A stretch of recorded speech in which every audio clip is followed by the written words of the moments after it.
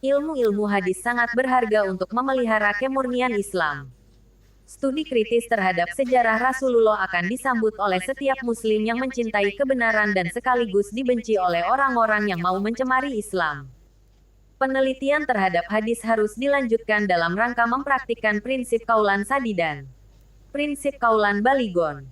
Berkatalah kepada mereka dengan kaulan baligon Qs 4:63.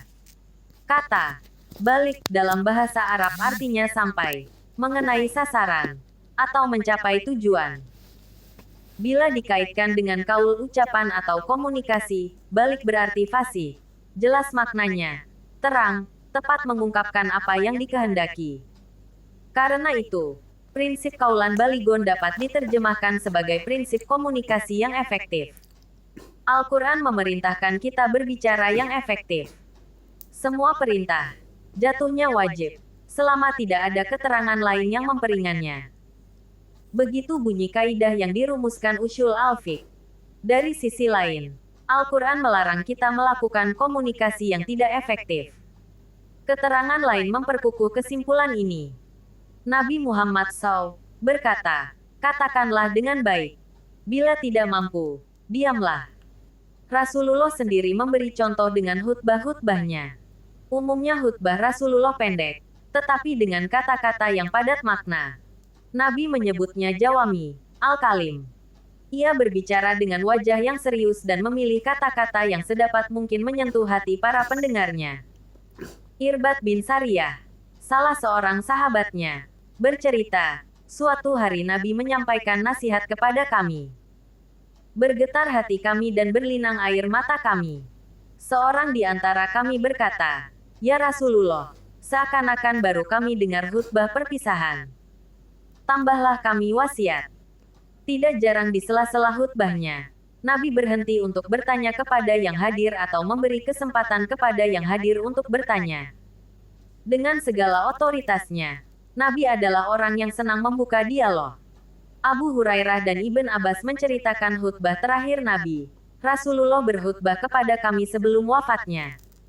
Inilah akhir khutbah yang disampaikannya di Madinah, sebelum ia menghadap Allah. Ia memberikan nasihat yang menumpahkan air mata kami, menggetarkan tubuh kami, mengguncangkan dada kami.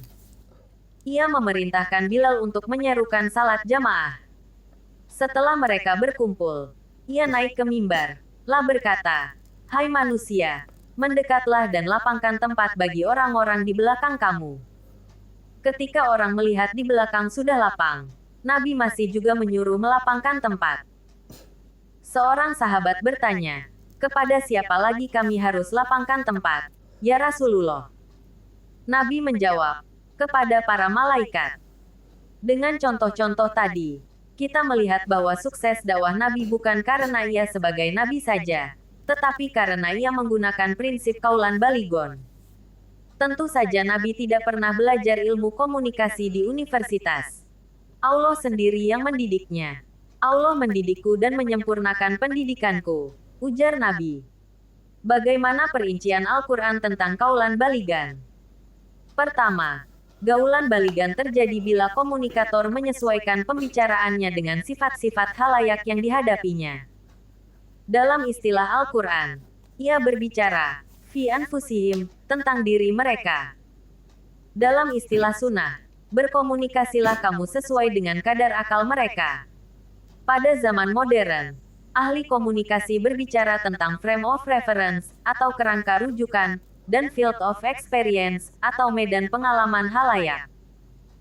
Komunikator baru efektif bila ia menyesuaikan pesannya dengan kerangka rujukan dan medan pengalaman halayaknya. Al-Quran berkata, tidaklah kami utus seorang rasul kecuali ia harus menjelaskan dengan bahasa kaumnya. Qs 14:4. Ali Syariati pernah membedakan bahasa ilmuwan dan bahasa cendekiawan. Bahasa ilmuwan bersifat universal. Newton tetap ilmuwan dimanapun ia berada. Para ilmuwan mempunyai konvensi-konvensi yang baku untuk melaporkan penemuan mereka.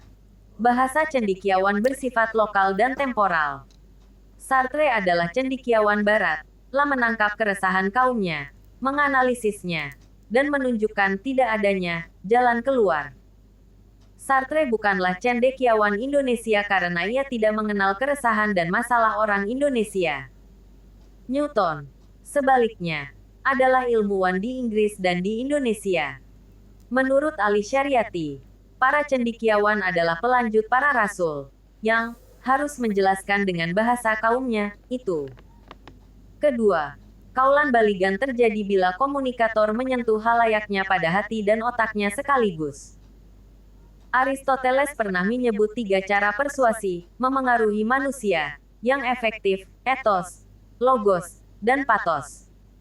Dengan etos, sebetulnya kita merujuk pada kualitas komunikator. Komunikator yang jujur, dapat dipercaya, dan memiliki pengetahuan tinggi akan sangat efektif untuk memengaruhi halayak dengan logos. Kita meyakinkan orang lain tentang kebenaran argumentasi kita. Kita mengajak mereka berpikir, menggunakan akal sehat, dan membimbing sikap kritis. Kita tunjukkan bahwa kita benar, karena secara rasional argumentasi kita harus diterima. Dengan patos, kita bujuk halayak untuk mengikuti pendapat kita. Kita getarkan emosi mereka, kita sentuh keinginan dan kerinduan mereka, kita redakan kegelisahan dan kecemasan mereka. Etos, kredibilitas komunikator. Al-Quran memberikan contoh hidup dari ketiga prinsip persuasi ini.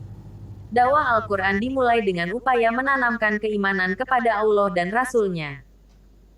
Surah pertama, Al-Alaq, menyuruh Nabi membacakan kebenaran dengan menegaskan kredibilitas Sang Pencipta, Sang Pemelihara yang Maha Mulia, yang mengajar dengan pena, yang mengajari manusia apa yang tidak diketahuinya. Sifat-sifat Allah yang pertama disampaikan adalah kemahamuliaan dan kemahatahuan. Tuhan menegaskan kemahamuliaannya dan kemahatahuannya dalam hubungan dengan kewajiban manusia untuk mengikutinya. Urutan, etos, Tuhan itu dapat dirangkaikan seperti ini. Kemahamuliaannya dapat dilihat dari limpahan anugerahnya kepadamu. Dia menciptakan kamu, kemudian memelihara kamu dengan penuh kasih. Dia menjadikan langit, bumi, dan segala isinya untuk kebahagiaan kamu. Rizqon lakum QS pukul 2.22. Dia menjaga kamu sejak kamu hanya berupa segumpal daging yang melekat di dinding rahim ibumu. Dia memberikan kehidupan dan penghidupan bagimu. Lalu, setelah semua itu, dia mengutus salah seorang di antara kamu untuk menunjukkan jalan bagaimana seharusnya kamu mengatur hidupmu.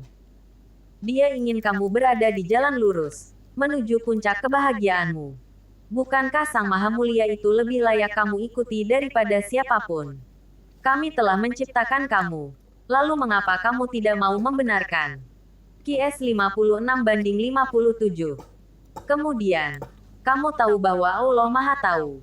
Bahkan pengetahuan kamu sebenarnya bersumber pada kemahatahuan Allah.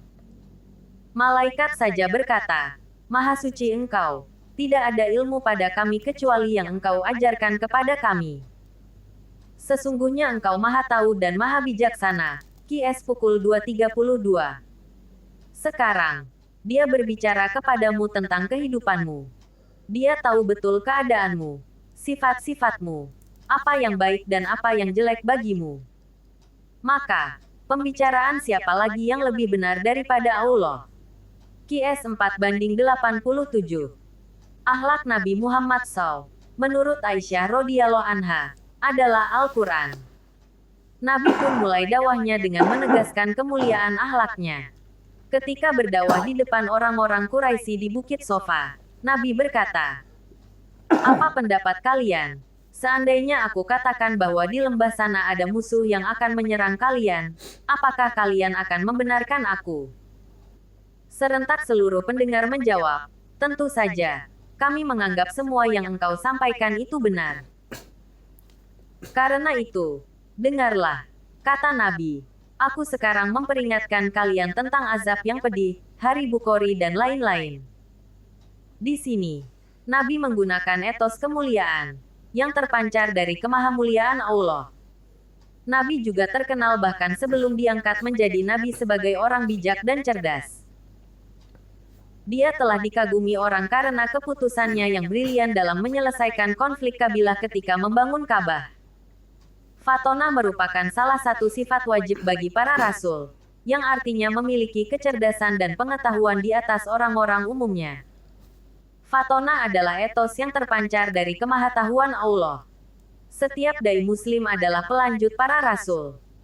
Komunikasinya efektif jika dan hanya jika, if and only if, ia menyerap kemahamuliaan dan kemahatauan Allah di dalam dirinya.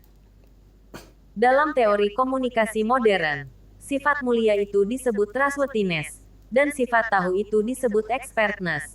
Berbagai penelitian membuktikan bahwa orang cenderung mengikuti pendapat atau keyakinan orang yang dianggapnya jujur, terpercaya, dan memiliki keahlian.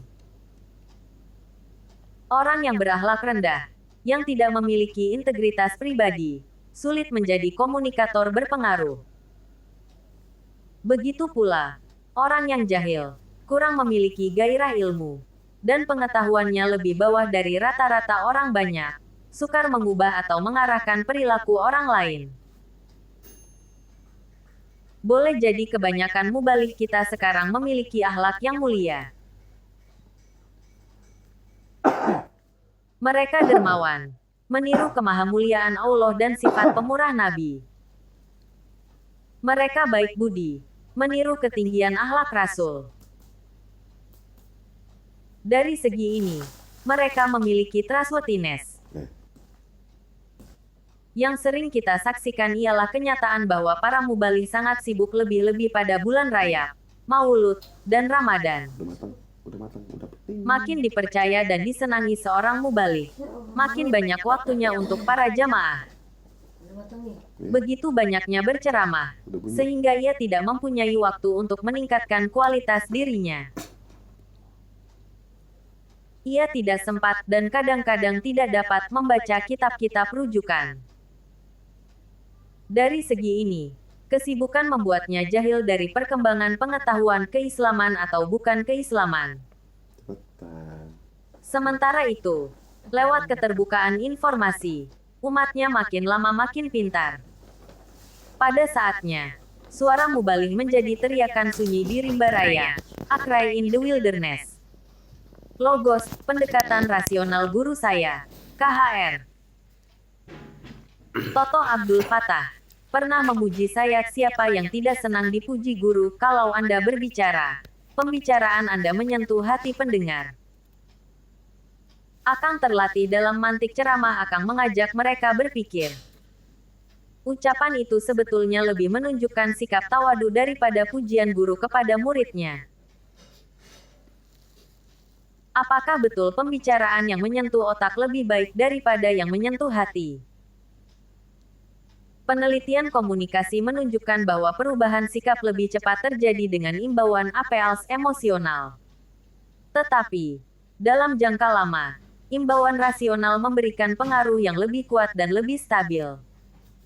Dengan bahasa sederhana, iman segera naik lewat sentuhan hati, tetapi perlahan-lahan iman itu turun lagi.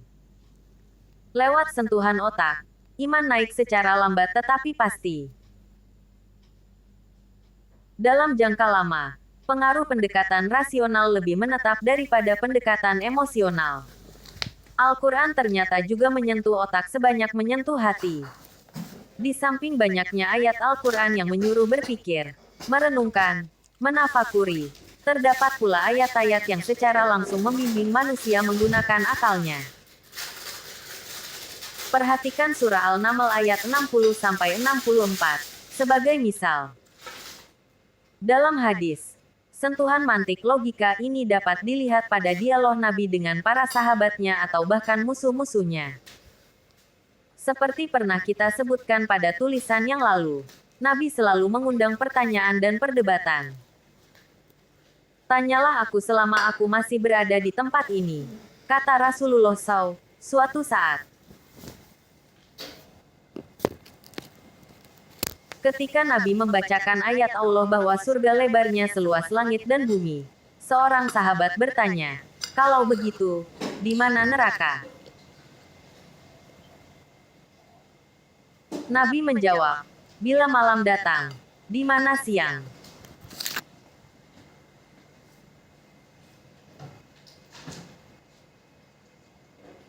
Datang, di mana siang? Bukankah malam meliputi langit dan bumi? Seseorang datang kepada Nabi. Ia menceritakan orang tuanya yang bernazar haji, tetapi tidak sempat menunaikan nazarnya. Wafat. Anaknya bertanya apakah ia dapat menghajikan orang tuanya. Nabi menjawab, dapat. Ketika orang itu belum paham, Nabi SAW mengajaknya berpikir, bila ayahmu berutang, maukah kamu membayarkan utangnya? Orang itu menjawab, tentu saja. Utang terhadap Tuhan lebih pantas lagi untuk dibayarkan, kata Nabi SAW.